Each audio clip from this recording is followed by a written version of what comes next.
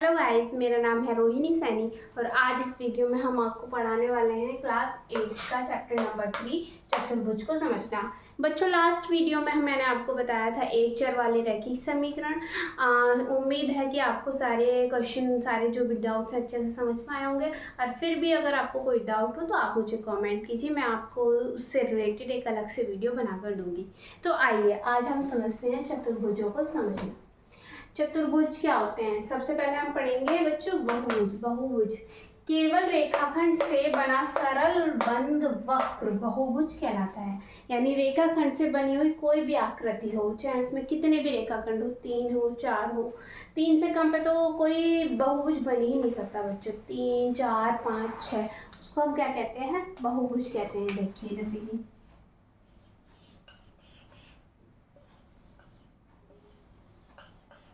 तो इनके सारे ही हमारे बहुभुज हैं। अब पढ़ते हैं समबाहुभुज। समबाहुभुज क्या होता है? समबाहुभुज वो होता है किसी भी बहुभुज की सारी भुजाएं समान हो। जिस बहुभुज की सारी भुजाएं समान हो उसे हम समबाहुभुज कहते हैं। जैसे कि देखिए, ये 5 रेखाखंड से बनी हुई आकृति है, लेकिन इसकी सारी भुजाएं बराबर हैं। जैसे मान लें 2 है तो ये भी 2, ये भी 2, ये भी 2, ये भी 2, तो ये क्या हो गया? एक समबाहुभुज हो गया। इसी तरह से ये है, इसकी भी सारी भुजाएं समान है और इसकी भी सारी भुजाएं समान है। समबाहुभुज को बच्चों रेगुलर पॉलीगॉन्स भी कहते हैं और बहुभुज को पॉलीगॉन्स कहते हैं। अब आता है विषम बहुभुज। विषम बहुभुज क्या होता है? जिस बहुभुज की सभी भुजाएं असमान हो। जैसे कि देखिए, ये आपको देखने से ही पता चल रहा होगा कि इसकी भुजाएं समान नहीं है, तो ये विषम बहुभुज है। ये भी विषम बहुभुज है, ये भी विषम बहुभुज है, चाहे उसमें कितने भी रेखाखंड हो। ओके, अब देखिए बच्चों, एक इनकी बहुभुज की एक प्रॉपर्टी होती है, उसको मैं बताती हूँ। ये लाइन आपके बहुत बहुत इंपॉर्टेंट है और आगे आपके जो क्वेश्चन आएंगे उसको सॉल्व करने में आपको हेल्प करेगी। एक बहुभुज के बाह्य कोणों की मापों का योग 360 होता है। जैसे कि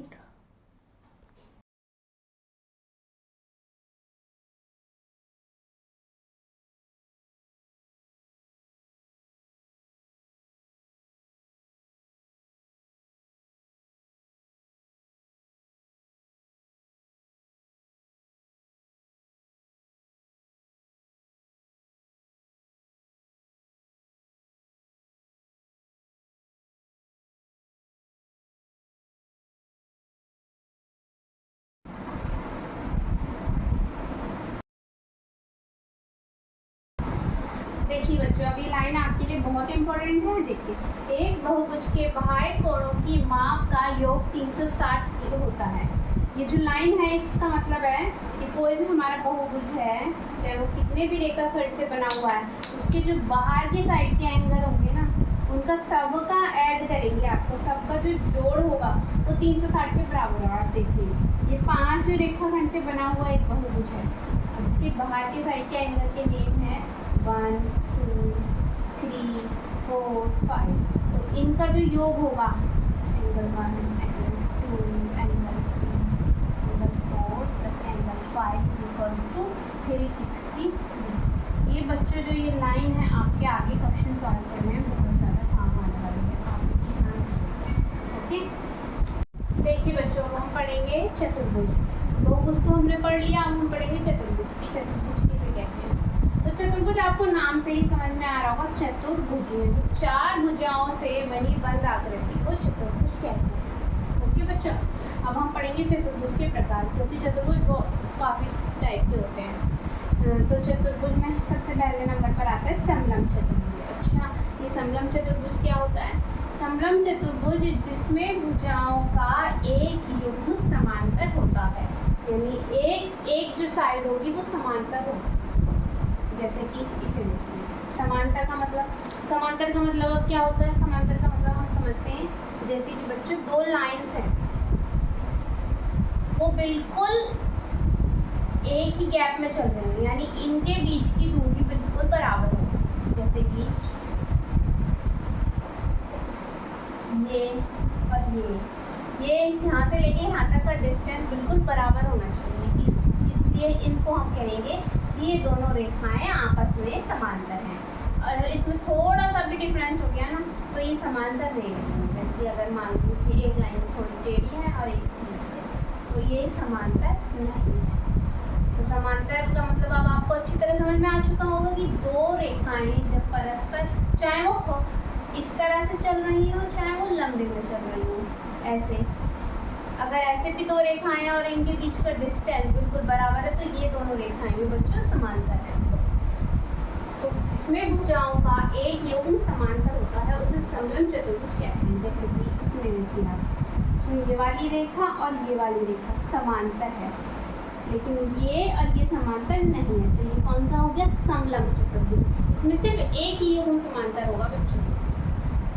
देखिए उसका, देखिए इसमें ये रेखा और ये समांतर है, लेकिन ये और ये समांतर नहीं है। इसमें देखिए ये और ये समांतर है, लेकिन ये और ये समांतर नहीं है। तो ये क्या हो गया? समलंब चतुर्भुज। अब हम पढ़ते हैं समांतर चतुर्भुज। समांतर चतुर्भुज कौन सा होता है? ये बहुत इंपॉर्टेंट चतुर्भुज होता है। ये आपके आगे आगे और भी क्लासेस 9, 10, 11, 12 अगर आप मैथ साइड चूज करते हो तो आपके बहुत काम आने वाला है, इसलिए आप इसको ध्यान से पढ़िए। समांतर चतुर्भुज कौन सा चतुर्भुज होता है? समांतर चतुर्भुज एक तो जिसमें सम्मुख भुजाएं बराबर होती हैं, यानी आमने सामने की भुजाएं बराबर होंगी, ऐसा चतुर्भुज जिसमें आमने सामने की भुजाएं बराबर होंगी।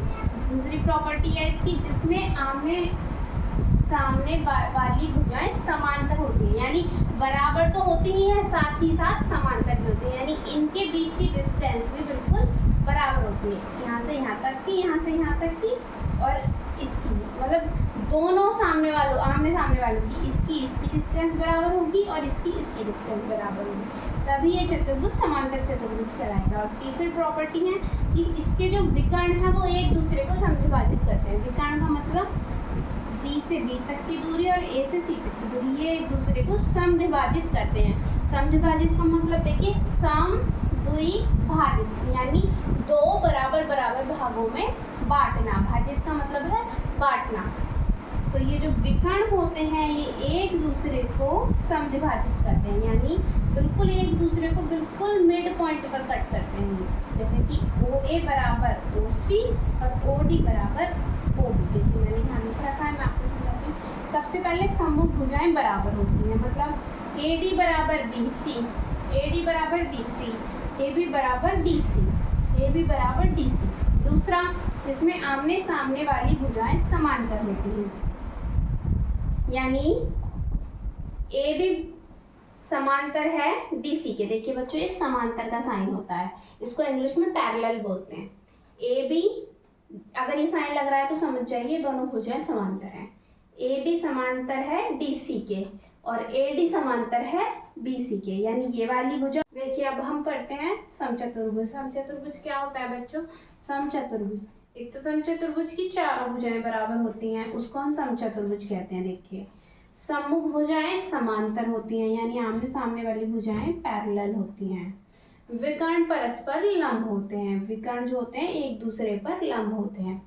देखिए एक तो चारों भुजाएं बराबर हैं, AB बराबर BC बराबर DC बराबर AD। समांतर है, सम्मुख भुजाएं AB DC के समांतर है, AD BC के समांतर है। और जो विकर्ण है एक दूसरे पर लंब है, यानी OD AC पर लंब है और OB भी AC पर लंब है। अब देखिए चौथा आता है आयत। आयत में एक तो समांतर चतुर्भुज के सारे गुण होते हैं, जो समांतर चतुर्भुज की प्रॉपर्टियां होती हैं वो सारी आयत की भी होती हैं। उसके अलावा प्रत्येक कोण समकोण होता है, यानी इसका हर एंगल 90 डिग्री का होता है। ये कोण C कोण D सारे ही 90 डिग्री के होते हैं। विकर्ण बराबर माप के होते हैं, यानी AC बराबर DB। फिर आता है लास्ट वर्ग। इसमें देखिए बच्चों समांतर, समचतुर्भुज, आयत सभी के गुण होते हैं इसमें। ये वर्ग एक ऐसा चतुर्भुज है जिसमें सारे गुण होते हैं।